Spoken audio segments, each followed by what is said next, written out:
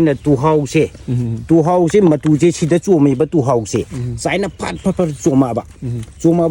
matam ne chuma ga di ma si asamu yamna phaba pambi ama haibadu oi tu hau bu chum dra ba makhung sidna sit na laga leba ka tai na bisidagi koi gi centimeter tranga mu ka khatlaga sit na laba nganga ba madu sidogi ngai lerba okay ngasi koina laijariba mafam se khojuman Bisempur district ki manung channel laiba akhoi khojuman khungang du laksabani mafam saida enjang napi makhal suna kakasina thabira base khoi thena jabani aduga kakasida gi khoi nomi chil naw sing da kana gadaba ai wahang pa hong khra tawjake na tawjabani kaka ha mamaka da gi ming amadi laifam habiyo mayam da khangna ba ai se khojuman dagi laisam nilanjoi okay kaka na di enjang napi ko birakpa lam sisu khoi enjang napi yamna pothokpa manipur gi achauba mafam ma oi aduga kaka na enjang napi ko rakpa haitare farmer amagi punsi sa hadi ngasi dagi na chahi kya muki mamang dagi tobirakpa no habdu man thambiyo sahi kuntraga mangarum sure 1990 dagi tore hoi aduga kaka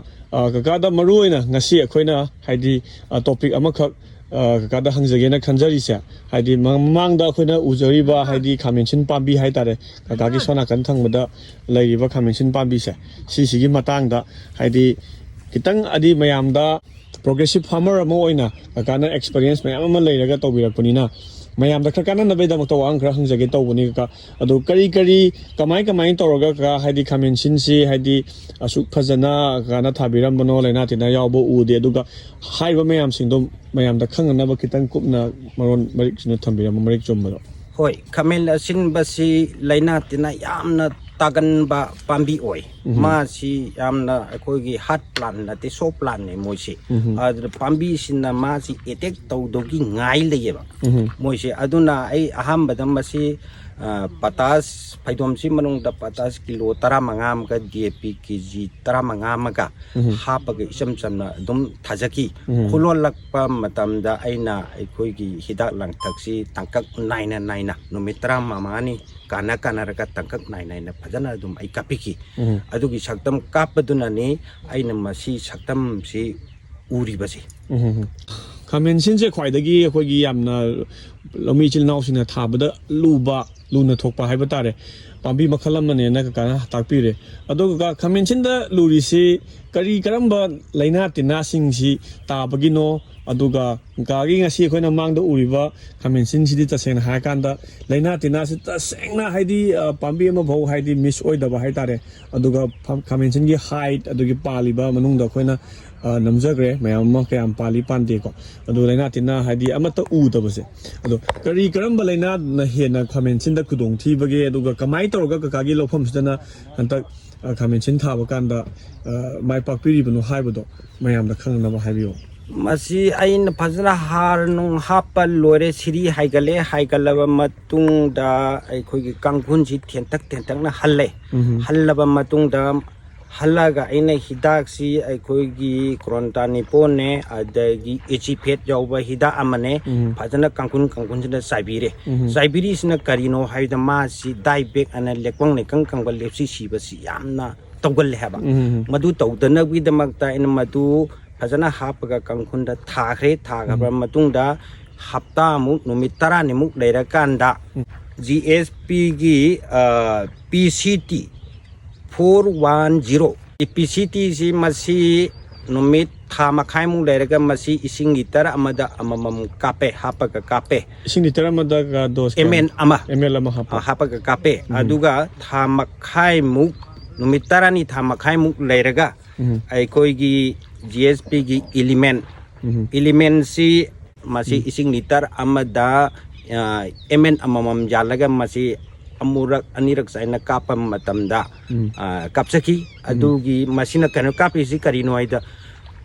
kona lepsi lekang yawda nabagina magta hana ay mangjona na ay singhin torang lokha chahuban aga hadi khamenchin da yamna ꯈ꯭ꯋꯥꯏꯗꯒꯤ ꯂꯧꯃꯤꯅ ꯊꯦꯡꯅꯔꯤꯕ ꯑꯋꯥꯕꯁꯦ ꯂꯦꯞꯀꯪ ꯑꯃꯗꯤ ꯂꯦꯞꯁꯤꯁꯤꯅꯦꯕꯀꯣ ꯀꯣ ꯍꯣꯏ ꯍꯣꯏ ꯑꯗꯣ ꯁꯤ- ꯀꯥꯅ ꯉꯁꯤꯐꯥꯎꯒꯤ ꯆꯍꯤ 30-35ꯐꯥꯎꯒꯤ ꯍꯥꯏꯗꯤ ꯑꯦꯛꯁꯄꯤꯔꯤꯌꯦꯟꯁ ꯂꯩꯔꯛꯄꯁꯤꯗ ꯈꯥꯃꯦꯟꯁꯤꯟ ꯊꯥꯕꯗ ꯃꯃꯥꯡꯗ ꯊꯦꯡꯅꯔꯝꯕ ꯃꯑꯣꯡꯗꯨꯒ ꯍꯟꯇꯛ ꯀꯀꯥꯅ ꯇꯥꯛꯄꯤꯔꯤꯕ ꯍꯥꯏꯗꯤ ꯏꯂꯤꯃꯦꯟ ꯑꯃꯗꯤ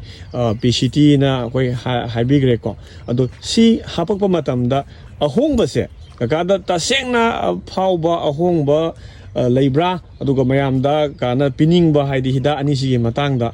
ꯄꯤꯅꯤꯡꯕ ꯍꯥꯏꯇꯥꯔꯦ ꯑꯦꯋꯦꯌꯔꯅꯦꯁ ꯍꯥꯏꯕ ꯇꯥꯔꯦ ꯃꯌꯥꯝꯗ ꯈꯪꯅꯅꯕ ꯇꯁꯦꯡꯅ ꯑꯗꯨꯒꯤ ꯀꯥꯟꯅꯩ ꯀꯥꯟꯅꯗꯦ ꯍꯥꯏꯕꯗꯨꯒꯤ ꯑꯗꯨꯋꯥꯏ ꯃꯇꯥꯡꯗꯨꯗ ꯈꯤꯇꯪ ꯑꯃꯨꯛꯇꯪ ꯃꯔꯤꯛ ꯆꯨꯝꯅ ꯊꯝꯕꯤꯌꯣꯕ ꯃꯁꯤ ꯍꯤꯗꯥꯛ ꯑꯅꯤꯁꯤ ꯊꯥꯕ ꯃꯇꯝꯗ ꯍꯧꯖꯤꯛ ꯐꯥꯎꯒꯤ ꯂꯩꯔꯤꯕ ꯁ꯭ꯇꯦꯖꯁꯤꯗꯗꯤ ꯑꯗꯨꯛꯀꯤ ꯃꯇꯤꯛ ꯀꯥꯟꯅꯔꯤ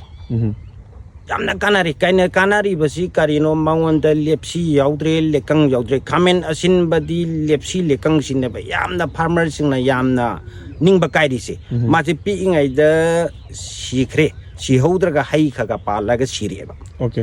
ꯇꯥꯡꯀꯛ ꯑꯅꯤꯁꯤꯗ ꯁꯤꯔꯛꯑꯦꯕ ꯃꯍꯩ ꯆꯥꯔꯝꯗꯥꯏꯗ ꯃꯍꯩ ꯆꯥꯔꯝꯗꯥꯏꯗ ꯁꯤꯔꯛꯑꯦꯕ ꯑꯩꯁꯨ ꯍꯥꯟꯅ ꯃꯁꯤ ꯑꯩ ꯈꯥꯃꯦꯟ ꯑꯁꯤꯟꯕꯁꯤ ꯁꯨꯡꯊꯥ ꯊꯥꯗꯦ ꯐꯥꯔꯃꯔ ꯏꯆꯤꯟ ꯏꯅꯥꯎꯁꯤꯡꯁꯤꯅ ꯑꯩꯒꯤ ꯀꯁꯇꯃꯔꯁꯤꯡꯁꯤꯅ ꯂꯦꯞꯁꯤ ꯁꯤꯔꯦ ꯁꯨꯝ ꯍꯥꯏꯕ ꯍꯥꯏꯕꯁꯤ ꯃꯁꯤꯡ ꯁꯨꯝ ꯌꯥꯝꯃꯛꯄꯁꯤꯗ ꯑꯩ ꯑꯃꯨꯛꯇꯪ ꯇ꯭ꯔꯥꯏ ꯇꯧꯒꯦ ꯍꯥꯏꯗꯅ ꯄꯥꯝꯕꯤ 2,000 ꯑꯩ ꯊꯥꯖꯕꯅꯤ ꯊꯥꯖꯕ ꯃꯇꯝꯁꯤꯗ ꯃꯁꯤ ꯑꯣꯏꯔꯦ ꯃꯁꯤ ꯍꯤꯗꯥꯛꯁꯤꯡꯁꯤ ꯇꯧꯔꯒꯗꯤ ꯀꯩꯁꯨ ꯋꯥꯅꯤꯡꯉꯥꯏ ꯂꯩꯇ꯭ꯔꯦꯗꯅ ꯍꯥꯏꯗꯅ ꯑꯩ ꯃꯌꯥꯝꯗ ꯑꯩ ꯊꯝꯖꯒꯦ ꯍꯣꯏ ꯑꯩ ꯈꯥꯃꯦꯟ ꯑꯁꯤꯟꯕꯁꯦ ꯆꯍꯤ ꯈꯨꯗꯤꯡꯒꯤ ꯑꯗꯨꯝ ꯊꯥꯖꯩ ꯁꯨꯝ ꯊꯥꯖꯩ ꯊꯥꯕꯁꯤꯗ ꯑꯅꯧ ꯑꯅꯧꯕ ꯃꯇꯝꯒꯤ ꯀꯝꯄꯦꯅꯤꯒꯤ ꯇꯦꯛꯅꯣꯂꯣꯖꯤ ꯑꯅꯧ ꯑꯅꯧꯕ ꯂꯥꯛꯄꯁꯤꯗ ꯁꯨꯝ ꯑꯩꯅ ꯁꯨꯕꯁꯤꯗ ꯌꯥꯝꯅ ꯐꯔꯦ ꯂꯩꯅꯥ ꯇꯤꯟꯅꯥ ꯍꯧꯖꯤꯛ ꯂꯩꯅꯥ ꯇꯤꯟꯅꯥ ꯂꯦꯀꯪ ꯀꯩꯝꯇ ꯌꯥꯎꯗ꯭ꯔꯦ ꯍꯧꯖꯤꯛ ꯐꯥꯎꯒꯤ ꯊꯥꯛꯁꯤꯗꯗꯤ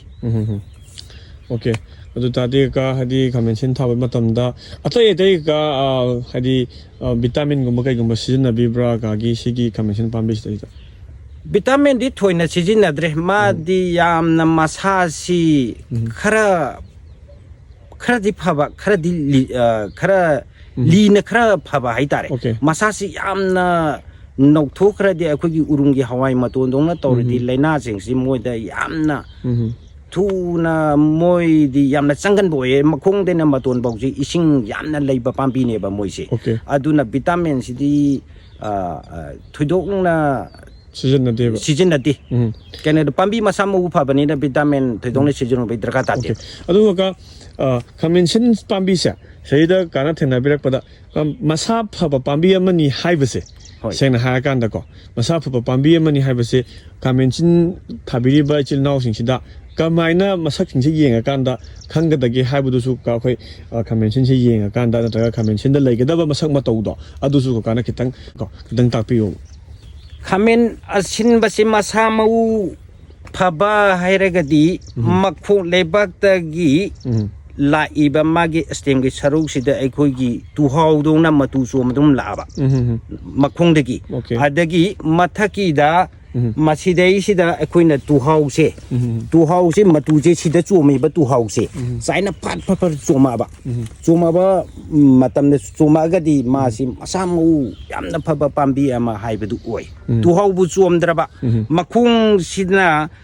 ꯁꯤꯠ ꯅꯥꯜꯂꯒ ꯂꯩꯕꯥꯛꯀ ꯇꯥꯏꯅꯕꯁꯤꯗꯒꯤ ꯑꯩꯈꯣꯏꯒꯤ ꯁꯦꯟꯇꯤꯃꯤꯇꯔ 35 ꯀꯥꯈꯠꯂꯒ ꯁꯤꯠ ꯅꯥꯜꯂꯕ ꯉꯥꯡꯉꯕ ꯃꯗꯨ ꯁꯤꯗꯧꯒꯤ ꯉꯥꯏ ꯂꯩꯔꯕꯅꯤ ꯑꯣꯀꯦ ꯑꯗꯨꯒ ꯃꯈꯣꯡꯁꯤ ꯃꯇꯨꯁꯤ ꯐꯖꯅ ꯆꯣꯝꯃꯕ ꯃꯈꯣꯡꯗꯩꯅ ꯃꯇꯣꯟ ꯐꯥꯎꯕ ꯃꯁꯥ ꯃꯔꯦꯟ ꯃꯥꯒꯤ ꯕ꯭ꯔꯥꯟꯆꯦꯁ ꯂꯩꯕꯁꯤꯡꯁꯤ ꯐꯖꯅ ꯃꯇꯨ ꯆꯣꯝ ꯂꯩꯔꯒꯗꯤ ꯃꯥ ꯂꯩꯅꯥ ꯇꯤꯟꯅꯥ ꯆꯦꯟꯗꯕ ꯃꯁꯥ ꯃꯎ ꯐꯕ ꯄꯥꯝꯕꯤ ꯑꯃ ꯍꯥꯏꯕꯗꯨ ꯑꯣꯏꯔꯦ ꯑꯣꯀꯦ ꯑꯗꯨꯒ ꯂꯣꯏꯁꯤꯜꯂꯛꯄꯁꯤꯗ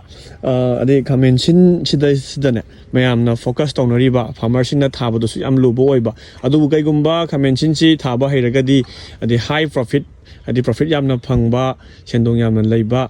ꯄꯥꯝꯕꯤ ꯃꯈꯜ ꯑꯃꯅꯤ ꯍꯥꯏꯕꯁꯤꯃꯗꯤ ꯃꯌꯥꯝꯅꯗꯤ ꯍꯥꯏꯐꯦꯠ ꯈꯪꯅꯩ ꯑꯗꯨꯕꯨ ꯀꯀꯥꯒꯤ ꯑꯣꯏꯕ ꯑꯦꯛꯁꯄꯤꯔꯤꯌꯦꯟꯁꯇ ꯀꯩꯒꯨꯝꯕ ꯈꯥꯃꯦꯟꯁꯤꯟ ꯀꯀꯥꯒꯤ ꯐꯩꯗꯣꯝꯁꯤ ꯆꯥꯎꯔꯥꯛꯅ ꯍꯥꯏꯗꯤ ꯂꯧꯈꯥꯏ ꯑꯃ ꯐꯥꯕ ꯐꯩꯗꯣꯝꯗꯤ ꯅꯠꯇꯦꯀꯣ ꯁꯤꯗ ꯃꯥꯡꯗ ꯎꯔꯤꯕ ꯐꯩꯗꯣꯝꯁꯤ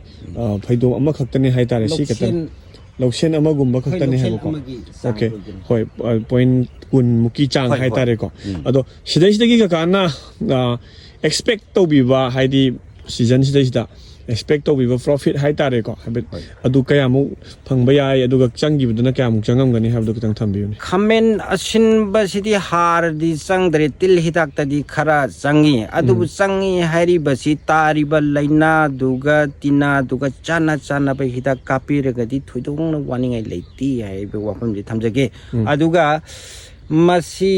มาดีมาซาสิอิชิงมาตัวอวยบันนี้นะเวทยำเลยบันนี้นะไอ้คุยกีไปซาสิยำนับพังเงมาดี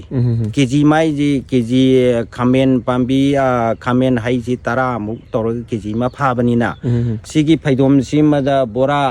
ตารามุกที่พัฒนาดมเฮกันนี่บราอันดับ50 kg ทลกปั๊มมาทำได้ตาราดัดดี